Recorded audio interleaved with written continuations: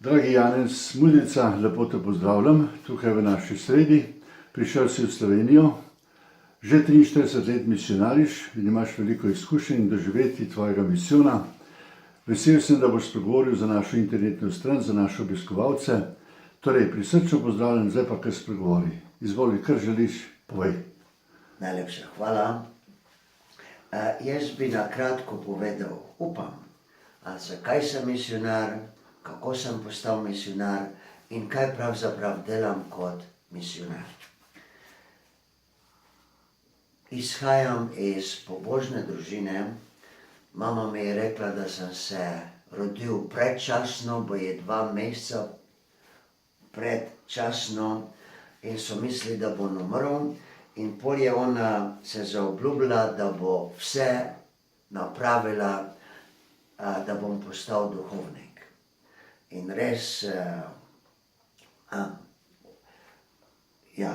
pomagala mi je, redno sem šel v cerkev, molili smo in tudi večkrat me je natepla, ne je rekla, da šiba novo mašo poje. Ko sem bil star 12 let,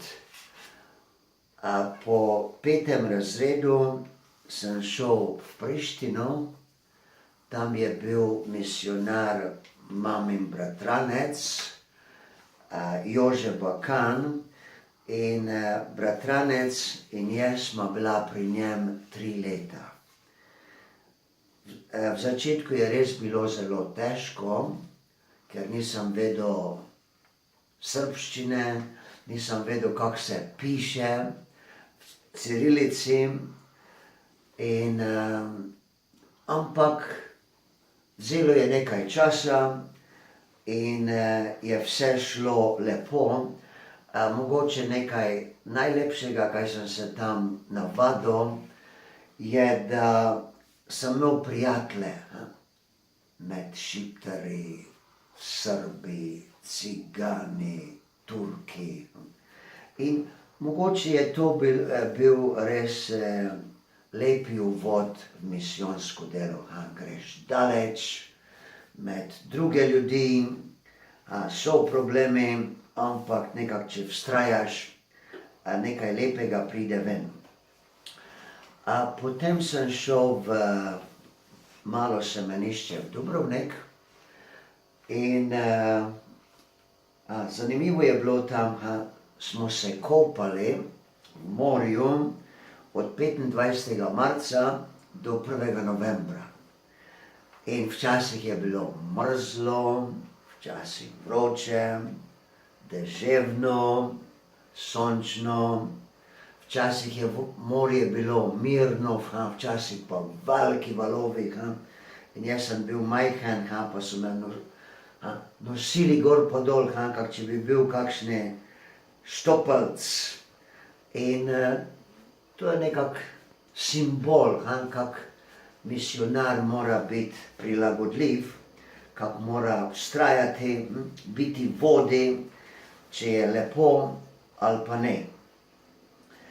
In potem sem šel v novicijat, tu v Maribor, in tam sem spoznal, da je Družba Jezusova misijonski red. Naš magister, pater Svolšak, je bil zelo navdušen nad misijoni in takrat smo tudi srečali patra Rubeža. In to je, kako bi rekel, v novicijatu pravzaprav sem se navdušil za misijone. Pol pa po novicijatu sem šel v vojsko in to je bil tudi veliki izziv, ampak zanimivo, kaj sem tam delal. Tam smo imeli eno knjižnico, ni bilo veliko knjig, ena od knjig je bila Psihologija Rdeče vojske. Nekako en Rus jo je napisal. In sem jaz tisto bral, res, kot vojak, ki se bori za lepši svet, moraš imeti veliki ideal, moraš moraš biti pripravljen, da žrtvuješ vse za ta ideal. In zanimivo neko sintezo sem tam naredil. Jezuitske duhovnosti in psihologije, sintezo. In ta beseda, sinteza, povzetek, kako bi rekel, torej izziv, da napravim sintezo raznih stvari, je prišla še pa še. In bom povedal to, zdaj. Ko sem postal duhovnik, študiral sem v Kanadi, sem pol šel dol v Zambijo kot duhovnik in najprej sem delal kot vsi moji kolegi, slovenski misionarji, na misijonu, na župniji, ampak ne vem, kako je do tega prišlo, da sem obenem moral učiti na šoli. V Katondve, ko sem bil, sem učil 2 leti na osnovni šoli, religiozno vzgojo. Ko sem šel v Mungo, sem učil tam 11 let na gimnaziji, religiozno vzgojo. In seveda pomagal sem tudi kot kaplan, sem bil kaplan patra Rozmana, kar nekaj let, ampak oboje sem delal. Kot moji kolegi misionarji, župnijsko delo, obenem sem pa učil. In nekako 10 let sem to delal, pol je pa provincial hotel, da bi šel v Lusako, da bi tam postal ekonom v eni veliki jezuitski hiši, da bi bil odgovoren za nakupovanje, za goste, za red v hiši. Ne vem, in meni to nekako me to ni navduševalo, ampak pred tistim, par mesecev pred tistim sem srečal enega starega jezuita z Irske, ki je učil na učiteljišču religiozno vzgojo in je rekel, kako je to lepo delo, važno delo, ampak pravi, da nobenega ni, ki bi ga nadomestil. In takrat mi je nekako to prišlo in sem prosil provinciala, kaj če bi jaz šel študirati religiozno vzgojo in potem bi lahko predaval na učiteljišču kot ta irski pater. In provincial je rekel, da. In takrat sem šel v Anglijo na Birminghamsko univerzo, kjer sem študiral religiozno vzgojo. In to je bil velik izziv zame, da sem v enem letu izziv, da bi naredil magisterij v enem letu, če ravno prej nisem nikdar študiral pedagogiko, ampak so mi priznali moj študij filozofije, teologije. Res, bil je veliki izziv, ampak je šlo in moj profesor je bil John Hall, slepi, že 15 let. In on je bil navdušen nad religijo, ampak stalno je ponavljal, da religija je nekako dvorezna. On je rekel ambiguous, da religija je lahko kot lisice, ki nekako omeji človeka, lahko je pa tudi kot vzletna pista, kaj je vzletna pista za raketo, da gre daleč, višave. To je lahko religija za človeka, za lepše življenje, za napredek. In po tistem sem šel učiti religiozno vzgojo na krumsko učiteljišče in tam sem bil 11 let in nekako sem se navdušil.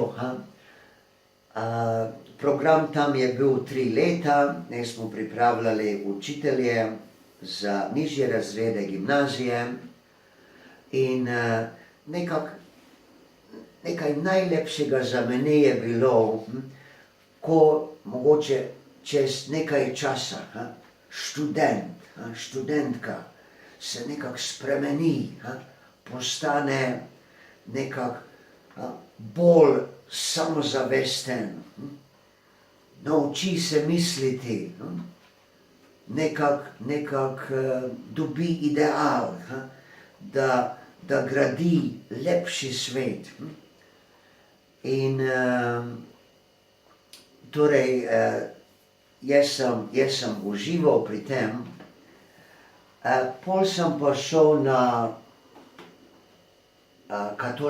novo katoliško univerzo in tam zdaj že učim 8 let. In predno sem prišel v Slovenijo, sem napisal to knjigo RE is great, religiozna vzgoja je nekaj posebnega, je super in glavni argument je, religiozna vzgoja je nekaj čudovitega, ker religiozna vzgoja je o tebi kot osebi in ti si nekaj čudovitega. In glavno poglavje je you are great, ti si čudovit, ti si super. In tu imamo eno lepo sintezo, ti si nekaj čudovitega, ker si vrhunec evolucije, vrhunec vesolja, tvoji možgani so res super, tvoje roke, tako da če dobro misliš, če modro misliš in tako ravnaš, lahko narediš lepše življenje za sebe, lahko gradiš boljši svet in tudi pravzaprav od tebe zavisi tvoja sreča. Ti si kovač svoje sreče. Seveda, kaj se dogaja okrog tebe, vpliva na tebe, ampak kot psihologi pravijo, da je to le 10% tvojega uspeha, tvoje sreče ali tvoje ravno nasprotno od sreče in 90% zavisi, kak ti misliš, kak gledaš na stvari, kak se odločaš. In seveda tudi, da si nekaj posebnega, si super, ker sam Bog, sam stvarnik je zaljubljen v tebe. On te ima rad, ti si njegov. Seveda on želi, da postaneš, da razviješ svoje talente, da postaneš nekaj posebnega, da postaneš njemu podoben, da nekako si vse bolj in bolj kot Jezus. In Jezus je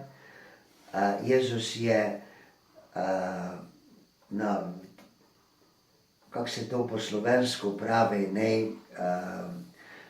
njegova človeška narava, to je nekaj, to je vrhunec, to je nekaj najlepšega, kar je človek dosegel.